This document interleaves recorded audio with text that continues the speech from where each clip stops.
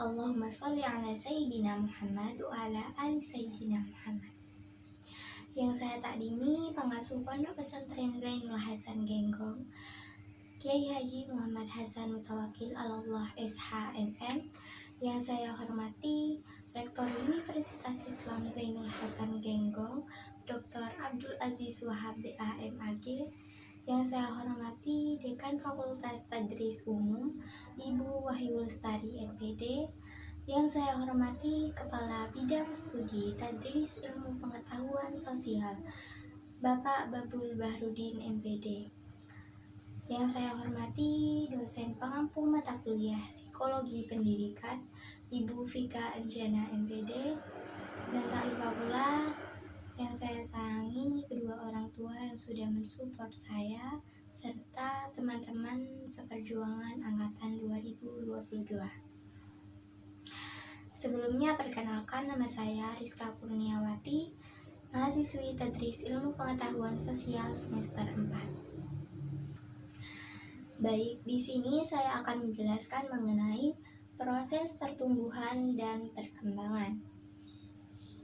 Pengertian dari pertumbuhan dan juga perkembangan itu berbeda. Pertumbuhan adalah suatu proses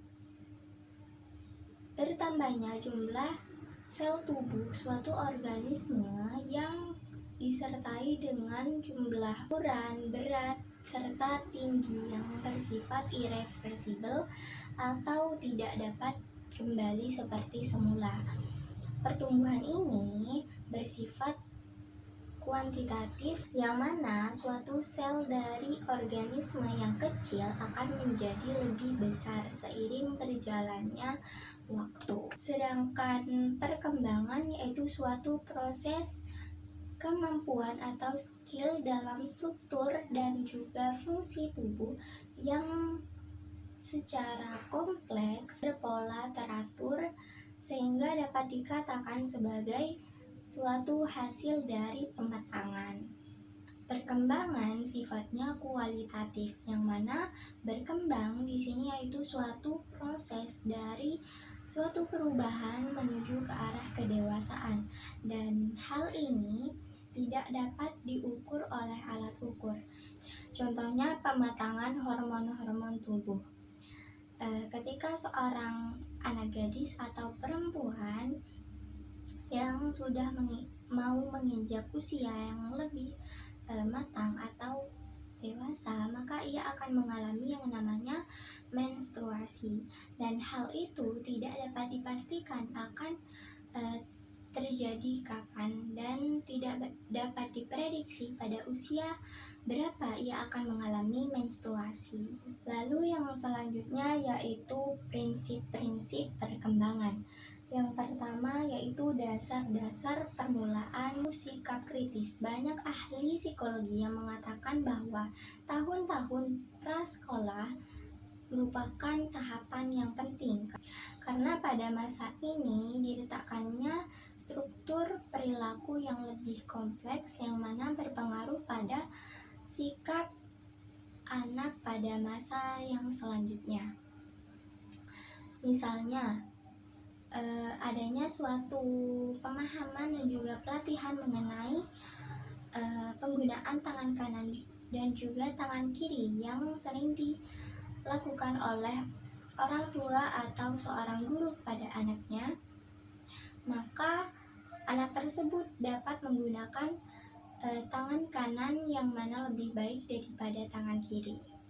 Yang kedua yaitu peran kematangan dan juga belajar. Kematangan adalah terbukanya karakteristik yang sudah ada pada diri individu melalui warisan genetik.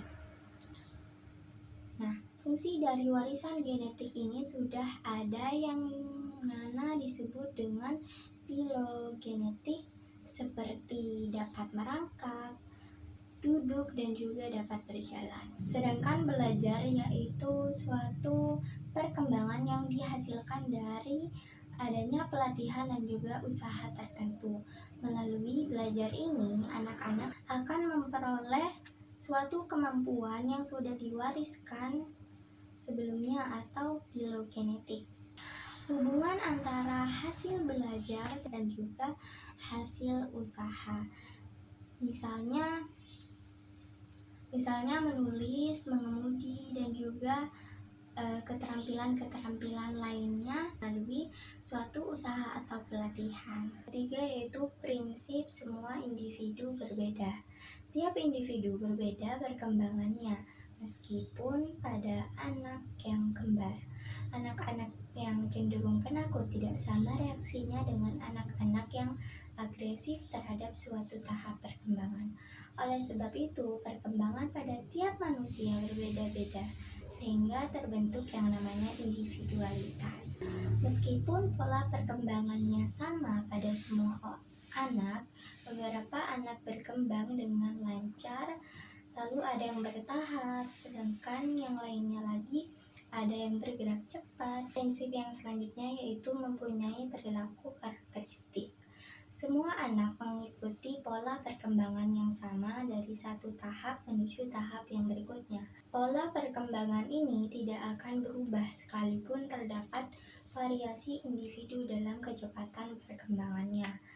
Anak yang pandai akan lebih cepat dalam perkembangannya dibandingkan anak yang memiliki kecerdasan rata-rata, sedangkan anak yang memiliki kecerdasan yang cenderung rendah berkembang lebih lambat. Prinsip yang selanjutnya yaitu perkembangan yang dibantu oleh rangsangan. Perkembangan akan berjalan sebagaimana mestinya apabila ada bantuan berupa stimulus dari lingkungan sekitarnya. Misalnya, semakin sering orang tua berbicara dengan anaknya, maka semakin cepat pula seorang anak tersebut belajar untuk berbicara, yaitu harapan sosial pada tahapan perkembangannya. Orang tua dan masyarakat memiliki harapan terhadap anaknya pada tiap-tiap perkembangan yang dialami oleh anaknya. Jika tahap itu tercapai, maka orang tua atau masyarakat akan berbahagia. Misalnya, ketika anak usia 1 tahun sudah pandai berjalan, jika pada usia tersebut anak masih belum bisa berjalan, maka akan membuat gelisah orang-orang sekitarnya. Lalu yang selanjutnya yaitu teori-teori perkembangan. Yang pertama yaitu teori environmentalisme yang menyatakan perkembangan ditentukan oleh lingkungan. Teori ini dikemukakan oleh seorang filsuf dari Inggris yaitu John Locke. John Locke mengakui bahwa setiap individu memiliki temperamen yang berbeda. Namun secara keseluruhan, lingkunganlah yang membentuk jiwa seorang. Lingkungan yang membentuk jiwa anak-anak. Lalu yang selanjutnya teori naturalisme. Teori naturalisme memandang anak berkembang dengan cara-caranya sendiri, melihat, berpikir, dan juga merasa. Yang selanjutnya yaitu teori kognitif yang menyatakan bahwa tahapan berpikir manusia sejalan dengan tahapan umur seseorang, berperan aktif dalam memperoleh suatu pengetahuan mengenai apa yang ada di dunia, yaitu teori klasik. Teori ini dikembangkan oleh Ivan Pavlov yang menyatakan bahwa perkembangan manusia berasal dari prinsip stimulus dan juga respon. Melalui eksperimennya, Pavlov menemukan bahwa pengondisian dapat menimbulkan respon-respon bahwa terjadi secara spontan melalui latihan yang berulang-ulang. Sedangkan teori operan dikemukakan oleh Skinner yang menyatakan bahwa pengondisian operan sebagai sebuah teori perkembangan Skinner yang membuat Skinner box. Di dalam kotak Skinner mencobakan perkembangan pengetahuan latihan yang disertai dengan reward dan juga punishment. Selanjutnya yaitu tahap-tahap perkembangan. Yang pertama yaitu tahap perkembangan manusia. Dimulai dari masa bayi, usia dari 0 sampai 2 tahun. Mereka tidak mengetahui ide atau pemikiran apapun Mereka hanya merasakan panas, dingin, enak, dan juga sakit. Kemudian masa kanak-kanak awal, usia 2-12 tahun. Mereka sudah bisa berjalan, bisa berbicara, makan sendiri, dan juga bisa berlari. Kanak-kanak akhir, usia 12-15 tahun. Masa ini disebut masa transisi masa anak ke masa dewasa. Pada tahap prasosial di mana anak hanya mementingkan pada dirinya sendiri daripada orang lain. Lalu masa dewasa.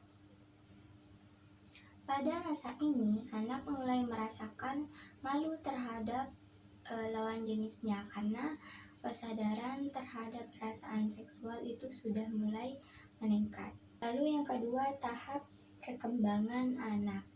Yang pertama yaitu tahap oral. Usia 0-24 bulan. Pada tahap ini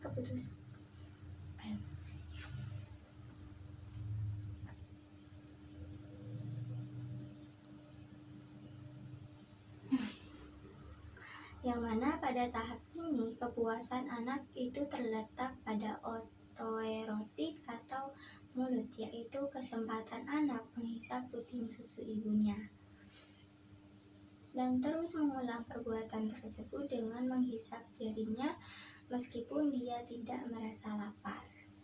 Lalu yang selanjutnya tahap anal. Usia 2-3 tahun. Selama usia ini, wilayah anal atau anus menjadi fokus ketertarikan anak. Oleh sebab itu, pelatihan menggunakan toilet sangat tepat dilakukan oleh orang tua kepada anaknya di usia ini. Yang terakhir yaitu tahap pubertas. Pada masa pubertas merupakan masa di mana anak berupaya membebaskan diri dari perwalian orang tuanya. Mereka sudah mulai menyukai perempuan lain selain ibunya dan menyukai pria lain selain ayahnya. Cukup sekian penjelasan dari saya mengenai proses pertumbuhan dan perkembangan. Kurang dan lebihnya saya ucapkan terima kasih. Billahi taufiq wal hidayah. Wassalamualaikum warahmatullahi wabarakatuh.